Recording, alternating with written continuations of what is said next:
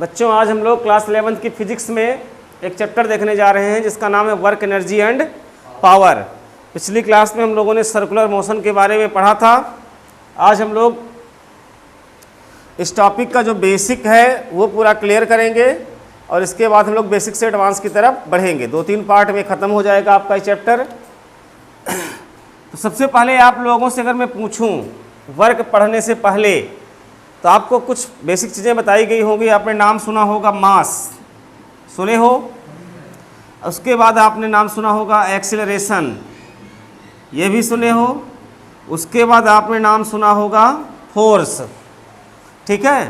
तो मास, इस वर्ल्ड में जितनी भी थिंग्स हैं जिनका एग्जिस्टेंस है, जिनका अस्तित्व है, सबके पास अपना कुछ न कुछ मास होगा। विदाउट मास कोई भी चीज़ नहीं है, ठीक है। बिना मास के कोई भी चीज़ नहीं होती, सबका अपना कुछ न कुछ मास होता है। और एक्सेलरेशन, अगर कोई ऑब्जेक्ट मोशन में है, ध्यान से सुनेंगे, अगर कोई ऑब्जेक्ट आपका मोशन में है तो समय के साथ उसकी वेलोसिटी इंक्रीज करे या डिक्रीज करे तो आप कहोगे कि उस बॉडी में एक्सेलरेशन है। हम एक्सेलरेशन को 2 नामों से जानते हैं, एक होता है रिटार्डेशन, एक होता है एक्सेलरेशन। तो अगर किसी ऑब्जेक्ट की वेलोसिटी समय के साथ इंक्रीज करती है तो वहाँ पर एक्सेलरेशन शब्द का इस्तेमाल करते हैं, और अगर किसी ऑब्जेक्ट की वेलोसिटी समय के साथ डिक्रीज करती है तो वहाँ पर हम रिटार्डेशन शब्द का इस्तेमाल करते हैं। अब मास अगर मिल गया, एक्सेलरेशन अगर मिल गया, तो न्यूटन ने फोर्स का फार्मूला दिया था F=ma। किसी भी बॉडी का मास और उसके एक्सेलरेशन का जो मल्टीप्लिकेशन होता है उसी को हम क्या बोलते हैं, फोर्स। और जनरल तरीके से अगर मैं बात करूं, फोर्स होता क्या है कि किसी भी वस्तु को खींचना या खींचने का प्रयास करना, धक्का देना या धक्का देने का प्रयास करना। समझ रहे हैं बात को। आप उस पर फोर्स लगाते हो, चाहे वो चीज़ मोशन में आ जाए चाहे न आए। जैसे ये दीवार है, मैं इसको गिराने का प्रयास कर रहा हूँ, मैंने ये धक्का मारा, ये दीवार गिर नहीं रही है, इसका मतलब ये कतई नहीं है कि हमने इस पर फोर्स नहीं लगाया। तो फोर्स होता है, फोर्स ऑब्जेक्ट की पोजीशन को चेंज कर भी सकता है और नहीं भी कर सकता है। या तो वो चेंज कर देगा, समझ रहे हैं, या तो नहीं करेगा। दोनों केस में फोर्स माना जाता है। जैसे कि मैं आपसे कहूँ कि ये मार्कर हमारे हाथ में रखा हुआ है, अब इस मार्कर को मैंने ऐसे उठा करके इस हाथ में लिया तो यहाँ पर इसने अपनी पोजीशन को क्या किया, चेंज किया। तो यहाँ पर चेंज भी हो गया, जब हमने फोर्स लगाया तब हुआ। विदाउट फोर्स के कोई भी ऑब्जेक्ट स्वयं में अपनी पोजीशन को चेंज नहीं कर सकती। ये भी आपने सुना होगा, लॉ ऑफ इनर्शिया में आपको बताया गया होगा कि जब तक किसी बॉडी पर कोई फोर्स काम नहीं करेगा तो वह बॉडी अपनी सिचुएशन को चेंज नहीं कर पाएगी। अगर वह रेस्ट में है तो रेस्ट में ही बनी रहेगी और मोशन में है तो मोशन में ही बनी रहेगी। अब फोर्स समझ में आ गया आपको। लेकिन अगर किसी ऑब्जेक्ट पर आप फोर्स लगाते हो, अगर किसी ऑब्जेक्ट पर आप फोर्स लगाते हो और वह ऑब्जेक्ट मोशन में हो जाता है, बात समझिएगा, अगर किसी ऑब्जेक्ट पर आप फोर्स लगाते हो, ऑब्जेक्ट किस में हो जाए, मोशन में, तो आप कहोगे कि यहाँ पर काम किया गया है, वहाँ पर वर्क हुआ है। लेकिन अगर आपने फोर्स लगाया और उसमें कोई भी डिस्प्लेसमेंट नहीं मिला, हल्का सा भी बॉडी डिस्प्लेस नहीं हुई, तो आपके द्वारा कोई काम नहीं किया गया है। जैसे कि हमारे पास ये पोडियम रखा है, दिखाई दे रहा है आप लोगों को, ये पोडियम रखा है, हम इस पे क्या करते हैं कि फोर्स लगाते हैं। अब फोर्स लगाने से अगर इसमें डिस्प्लेसमेंट मिलता है तो समझ लो कि हम काम कर रहे हैं। जैसे कि मैंने इस पर फोर्स लगाया और ये देखो आगे की तरफ बढ़ा, मैंने फोर्स लगाया, ये पीछे की तरफ आया, तो इसमें डिस्प्लेसमेंट हो रहा है, नहीं हो रहा है, तो मेरे द्वारा काम किया जा रहा है। अभी मैं फोर्स लगा रहा हूँ, ये आगे बिल्कुल नहीं जा रहा है, इट मीन्स मेरे द्वारा कोई काम नहीं हो रहा है। मैंने कहा कि ये बोर्ड है, ये दीवार है मान लीजिए, और इस दीवार को आपने मुझसे बोला कि इसको आप गिराइए, ठीक। अब मैं इस पे फोर्स लगा रहा हूँ, दीवार गिर नहीं रही है, तो मैं कहूँ कि मैंने कोई काम नहीं किया। थोड़ा अजीब लगता है, पूरी ताकत अपनी झोंक दिए, गिरा चाहे नहीं गिरा, काम काहे नहीं किए, तो काम नहीं माना जाएगा जब तक डिस्प्लेसमेंट नहीं होगा, ठीक है। तो हम लोग वर्ग की परिभाषा फिजिक्स में क्या पढ़ते हैं कि फिजिक्स में वर्ग का होना तभी माना जाता है जब ऑब्जेक्ट पर फोर्स लगाने से उसमें डिस्प्लेसमेंट प्राप्त हो। अब यह जरूरी नहीं है कि डिस्प्लेसमेंट किधर मिल रहा है, हो सकता है डिस्प्लेसमेंट जिस डायरेक्शन में आप फोर्स लगाते हो उसी डायरेक्शन में मिले। के बारे में समझ रहे थे, थोड़ा स्कोर अच्छे से देखिएगा कि वर्ग को मैंने क्या बताया कि अगर फोर्स लगाने से ऑब्जेक्ट में डिस्प्लेसमेंट होता है तो हम बोलेंगे कि काम हो रहा है, ठीक है। अब डिस्प्लेसमेंट जरूरी नहीं है कि आप जिस डायरेक्शन में फोर्स लगाओ उसी डायरेक्शन में डिस्प्लेसमेंट हो। जैसे कि मैंने फोर्स लगाया किसी बॉडी पर, यहाँ देखिए, तो हो सकता है ये बॉडी सीधे चली जाए या हो सकता है ये बॉडी कुछ एंगल बनाते हुए जाए। तो एंगल बनाने के भी अलग अलग तरीके होते हैं। या तो एंगल इस प्रकार से बनेगा, तो ये एंगल 90 डिग्री से क्या है, छोटा, जिसको हम क्या बोलेंगे, एक्यूट एंगल। यहाँ पर देखो बॉडी को मैंने फोर्स लगाया इधर, अब बॉडी घूम के हो गई इधर, तो यहाँ पर फोर्स की डायरेक्शन ये थी और डिस्प्लेसमेंट की ये थी, तो आपके पास एंगल कितना मिल गया, यहाँ ऐसा मिल गया, तो ये एंगल कैसा हो गया, ऑब्ट्यूज एंगल। यहाँ पर देखो फोर्स लगाया हमने ऐसे, अब बॉडी भाग गई ऐसे, तो कितना एंगल बनाया इन्होंने, यहाँ पर फोर्स और डिस्प्लेसमेंट के बीच का एंगल यहाँ कितना हो गया, 90 डिग्री। तो तीन तरह के एंगल बन सकते हैं। हो सकता है कि आपके पास जो थीटा है वो कैसा एंगल हो, एक्यूट एंगल हो, यानी कि theta is less than 90 degree, या हो सकता है कि ऑब्ट्यूज एंगल हो, theta is greater than 90 degree, या हो सकता है कि राइट एंगल हो, theta is equal to 90 degree. ये तीन तरह की बातें हो गई। अब तीन तरह की बातें होने से वर्क भी तीन तरह के बनेंगे, करेक्ट। कैसे, ये समझो। अभी यहाँ पर मैं इसको देख रहा हूँ कि अगर मैं इसको नाम दूँ O, इसको मैं नाम दूँ A, इसको मैं नाम दूँ B, ला करके मैं यहाँ मिला दूँ, तो वर्क की जो डिफिनेशन बताई गई थी, तो work is equal to force into displacement.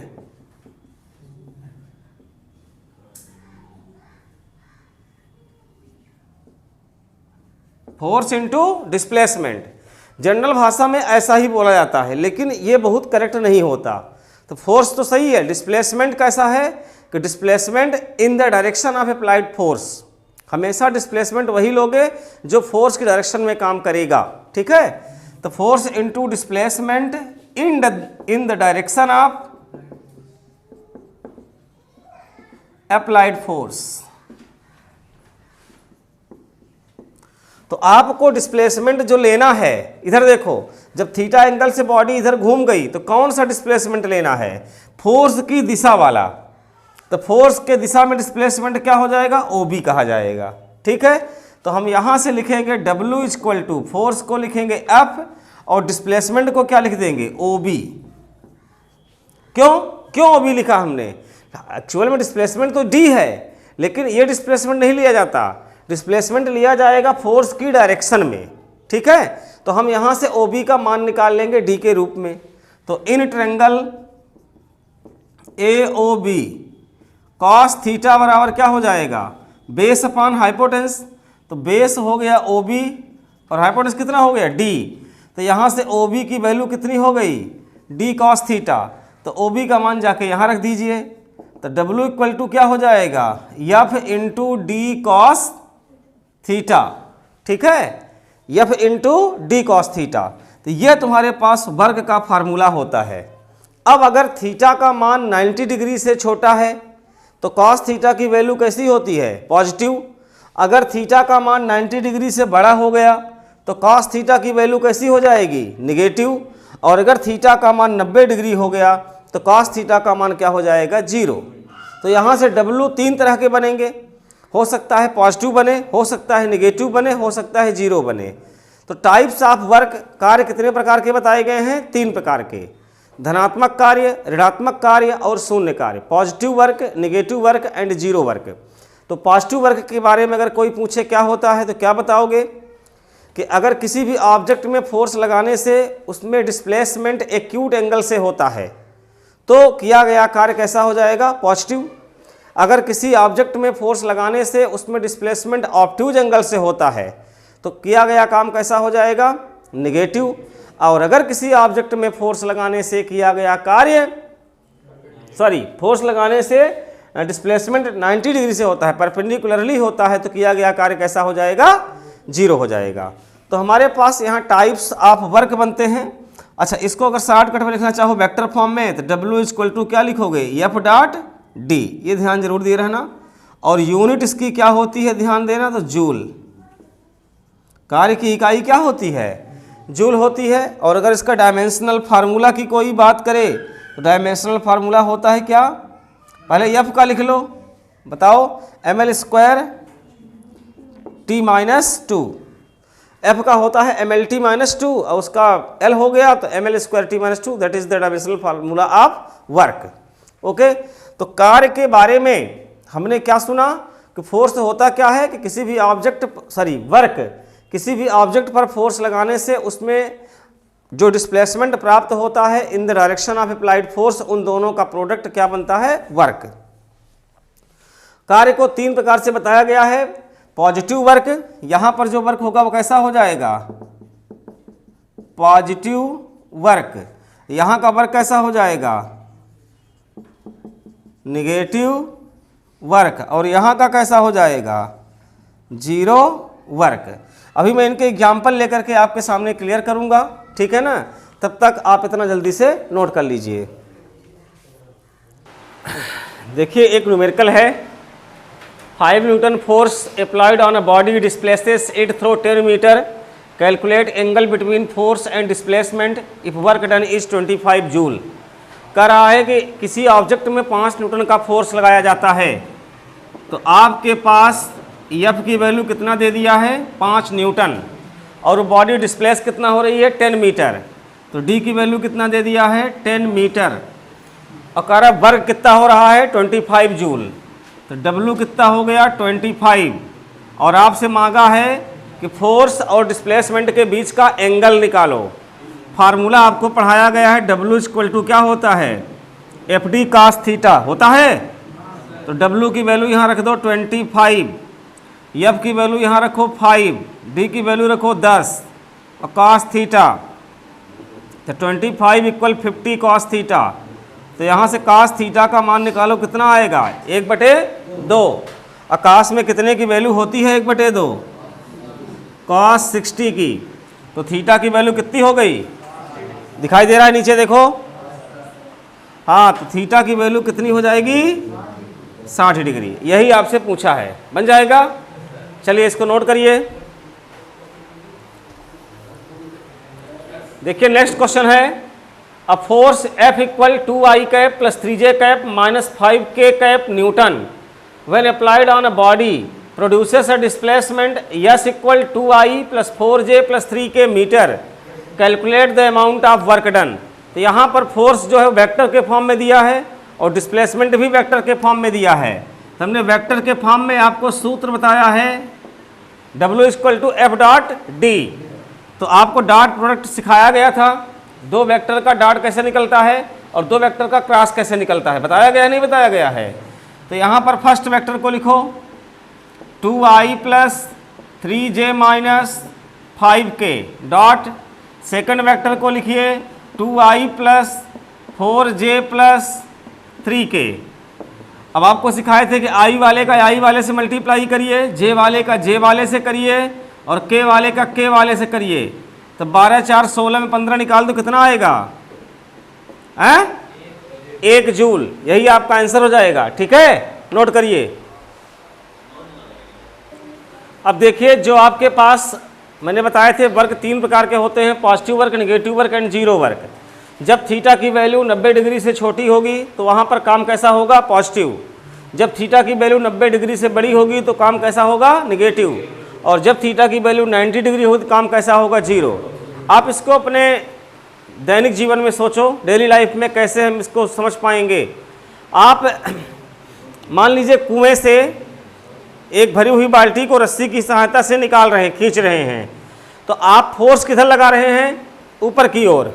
अब पकड़ के उसको खींचेंगे तो फोर्स कहाँ लगाएंगे, ऊपर की ओर। अब बाल्टी किधर आ रही है, ऊपर की ओर, तो दोनों के फोर्स की डायरेक्शन क्या हो गई, एक ही दिशा में। तो इसलिए वहाँ पर किया गया काम कैसा होगा, पॉजिटिव। आई बात समझ में। तो जो आपके द्वारा किया गया काम था बाल्टी को निकालने के लिए वो काम कैसा हो गया, पॉजिटिव। ठीक है, लेकिन वहीं पर अगर मैं पूछूं कि ग्रेविटी ने कैसा काम किया, जो ग्रेविटेशनल फोर्स बॉडी में लग रहा है, तो बाल्टी में ग्रेविटेशनल फोर्स किस डायरेक्शन में काम कर रहा है, नीचे की तरफ। बाल्टी कहाँ जा रही है, ऊपर की तरफ। तो उनके बीच का एंगल कितना बन गया, 180 डिग्री का। तो 180 का कैसा हुआ, 90 से बड़ा। तो वहाँ पर किया गया काम कैसा हो जाएगा, निगेटिव हो जाएगा। आई बात समझ में नहीं आ रही है कि अगर कहीं विपरीत दिशा में फोर्स काम करे, जैसे मैं आपको अगर पुश करता हूँ और आप आगे जाते हो, या 90 डिग्री से छोटे एंगल से जाते हो, 30 डिग्री से, 60 डिग्री से, 45 डिग्री से, ऐसे आप डिस्प्लेस होते हो, तो किया गया काम हमेशा कैसा माना जाएगा, पॉजिटिव। लेकिन मैं आपको पुश करूं और आप मेरी तरफ ही आओ, मैं फोर्स इधर लगा रहा हूं और आप इधर आ रहे हो, तो किया गया काम कैसा हो जाएगा, निगेटिव हो जाएगा। आई बात समझ में। और अगर मैं आपके ऊपर फोर्स अप्लाई करूं और आप 90 डिग्री से भाग जाएं, तो किया गया काम कैसा हो जाएगा, जीरो। तो पॉजिटिव और निगेटिव खेला समझ में आ गया। थोड़ा जीरो वाले को समझो। आप लोग देखे होंगे कि स्टेशन में कूली वगैरह को, कि कूली ने आपका सामान क्या किया, अपने सर पे लादा, सामान सर पे रख के वो चल दिया। और चलते वक्त आप देखोगे कूली डिस्प्लेस कहाँ हो रहा है, ऐसे। कहाँ डिस्प्लेस हो रहा है, इस तरीके से। तो बुक्स में लिखा हुआ मिलता है कि कूली जो है प्लेटफॉर्म में जब चलता है सामान को लेकर के, तो वहाँ पर किया गया कार्य जीरो होता है। क्या कूली ने काम ही नहीं किया? एक्चुअली बुक में ऐसा लिखा मिलता है, लेकिन आप खुद सोचिए कि अगर कूली काम नहीं किया तो उसको आपने पैसा क्यों नहीं दिया। अब तुम उसको पकड़ के वहाँ फिजिक्स पढ़ाने लगो, भैया देखो फिजिक्स के अकॉर्डिंग आपके डिस्प्लेसमेंट और फोर्स की डायरेक्शन के बीच का एंगल 90 डिग्री बना, इसलिए आपने काम नहीं किया और मैं आपको पैसे देने वाला नहीं हूँ। भाई साहब, सारा सामान आपके सर पे फेंकेगा और आपका सर फूट जाएगा। तो इन चीज़ों का ध्यान देना है, लेकिन इसको समझो। ये तो कह दिए ऐसा, तो कूली के द्वारा काम हुआ है। बुक्स को अगर अच्छे से पढ़ोगे तो वहाँ यह लिखना चाहिए कि जो उसके पास वो है, क्या बोलते हैं उसका, वेट, जो उसने लादा हुआ है सामान, रखा हुआ अपने सर पे, तो जो उसका ग्रेविटेशनल फोर्स है वो कहाँ काम कर रहा है, नीचे की तरफ। अब कूली कहाँ जा रहा है, इस दिशा में। तो ग्रेविटेशनल फोर्स द्वारा कोई काम नहीं हो रहा है, वो काम नहीं कर रहा है। लेकिन कूली जो है, तो वो फोर्स किधर लगा रहा है, उस सामान को ले जाने के लिए इस दिशा में फोर्स लगा रहा है, और डायरेक्शन भी, डिस्प्लेसमेंट भी इसी दिशा में हो रहा है। इसलिए वहाँ पर किया गया कार्य माना जाएगा। तो कूली के द्वारा कार्य होगा, लेकिन ग्रेविटेशनल फोर्स के द्वारा वहाँ पर कार्य नहीं होगा। क्यों? क्योंकि ग्रेविटेशनल फोर्स हमेशा कहाँ काम कर रहा है, नीचे की तरफ। और कूली कहाँ जा रहा है, इस दिशा में। तो अगर ऐसा कोई कहता है कि कूली के द्वारा काम नहीं किया गया, तो बहुत गंदा बोल रहा है। बात समझ रहे हो ना? वो बेचारा काम करके ही पैसा आपसे ले रहा है। हाँ, वहाँ पर जो ग्रेविटेशनल फोर्स के द्वारा काम था वो नहीं हुआ है। आ गई बात समझ में? तो कैसे पॉजिटिव वर्क होता है, कैसे नेगेटिव वर्क होता है, कैसे जीरो वर्क होता है। ठीक है, तो इन कॉन्सेप्ट को आप लोग इनके एग्जाम्पल्स और ढूंढिएगा, देखिएगा, आपको अच्छे से समझ में आ जाएंगे कहाँ कितना एंगल बन रहा है, और हम किसको पॉजिटिव वर्क में लेंगे, किसको नेगेटिव वर्क में लेंगे, और किसको जीरो वर्क में लेंगे। जैसे कि मैं आपको पढ़ा रहा हूँ, तो आपके ऊपर मैं काम कर रहा हूँ कि नहीं कर रहा हूँ, बताइए आप लोग। मैं काम आपके ऊपर कर रहा हूँ कि नहीं कर रहा हूँ? अगर हमारे पढ़ाने से आपने कुछ सीख लिया, अच्छी चीज़ें, तो समझ लो कि आपने हमारे पढ़ाए जिस डायरेक्शन में मैंने आपके ऊपर फोर्स लगाया और आप उसी डायरेक्शन में विद्या ग्रहण करते चले गए, तो हमारे द्वारा किया गया काम सकारात्मक हुआ और हम सफल हुए। लेकिन मैंने आपको सिखाया था यहाँ पर वर्ग के बारे में, और आप गए तो सीख के आए गाली गलौज देना, आप गुंडागर्दी करना शुरू कर दिए, तो क्या हो गया, यहाँ पर काम नहीं हुआ, क्योंकि जस्ट एंटी तुम काम कर रहे हो हमारा। बात समझ गए हैं? तो इसको हम ऐसे भी समझ सकते हैं कि कहाँ पर काम पॉजिटिव होगा, कहाँ पर नेगेटिव होगा, और कहाँ पर जीरो होगा। ओके, हाँ, क्या, हाँ ठीक, सॉरी, यहाँ 90 डिग्री होना चाहिए बच्चों। अच्छा सॉरी, गलती से वो 0 डिग्री हो गया था। ठीक है ना? हाँ, इसको 90 बना लीजिएगा। जीरो का केस पॉजिटिव में जाएगा। अगर 0 डिग्री का एंगल बनेगा तो कहाँ जाएगा वो, पॉजिटिव में। ठीक है ना? अच्छा, कभी अगर ये पूछ लिया जाए कि मैक्सिमम वर्क कब होगा और मिनिमम वर्क कब होगा, क्या आप लोग इसका जवाब दे सकते हैं? मैक्सिमम वर्क कब हुआ और मिनिमम वर्क कब हुआ? समझो कि कॉस थीटा ही एक ऐसा फैक्टर है जो इसको बदल रहा है बार बार, क्योंकि फोर्स और डिस्प्लेसमेंट अलग चीज़ें हो गई, वो तो कांस्टेंट हो गए। अब यहाँ थीटा अगर बदलेगा तो वर्क बदलेगा, बात समझ रहे हैं। और कॉस थीटा की अधिक से अधिक वैल्यू कितनी होती है? +1 कितनी होती है, और कम से कम कितनी होती है? -1। कॉस थीटा की वैल्यू -1 से कम हो ही नहीं सकती और +1 से ज़्यादा हो नहीं सकती, समझ गए हैं। यानी ये -1 से +1 के बीच में फ्लक्चुएट करता है। तो जो मैक्सिमम वर्क निकालना होगा तो कॉस थीटा का मैक्सिमम मान पकड़ोगे, और जब मिनिमम वर्क निकालना होगा तो कॉस थीटा का मिनिमम वैल्यू पकड़ोगे। तो कॉस थीटा की मैक्सिमम वैल्यू कितनी होती है? 1। तो मैक्सिमम वर्क क्या हो जाएगा? FD। क्या हो जाएगा? FD × 1। तो क्या मिलेगा? FD मिलेगा। और मिनिमम वर्क अगर निकालना है तो क्या हो जाएगा? -FD। आई बात समझ में, क्योंकि उसकी वैल्यू यहाँ पर निगेटिव रखी गई है और इस केस में कितनी रखी गई है? पॉजिटिव रखी गई है। अगर एंगल पूछ ले कि किस एंगल पर मैक्सिमम वर्क होगा और किस एंगल पर मिनिमम वर्क होगा, तो मैक्सिमम वर्क किस एंगल पर होगा? ये होगा एट थीटा इक्वल 0 डिग्री, और मिनिमम कब होगा? At theta equal 180 degree. ठीक है ना। अगर आपने फोर्स लगाया और बॉडी उसी दिशा में सेम चली गई तो किया गया कार्य मैक्सिमम माना जाएगा। आपने फोर्स लगाया और बॉडी जस्ट उसके विपरीत चली आई तो किया गया कार्य मिनिमम माना जाएगा। आई बात समझ में। तो बच्चों आज आपने वर्क के बारे में हल्का फुल्का सीखा है। हम लोग इसको कल देखेंगे, किस चीज़ को? एनर्जी को। कल का जो टॉपिक हमारा होगा वो एनर्जी होगा, ठीक है। और एनर्जी पूरा ख़त्म करके हम क्या पढ़ लेंगे? पावर। तो 3 दिन में इसको हम लोग फिनिश करने वाले हैं। हालांकि एनर्जी थोड़ा सा लंबा टॉपिक है, इसके बाद इसमें और ढेर सारे एप्लीकेशंस आएंगे, तीनों को मिक्स करके बनेंगे, वो चीज़ें अलग हैं, वो हम आपको बाद में बताएंगे। तब तक के लिए आप इसी को देखिएगा, अच्छे से रिवाइज करिएगा, ठीक है ना।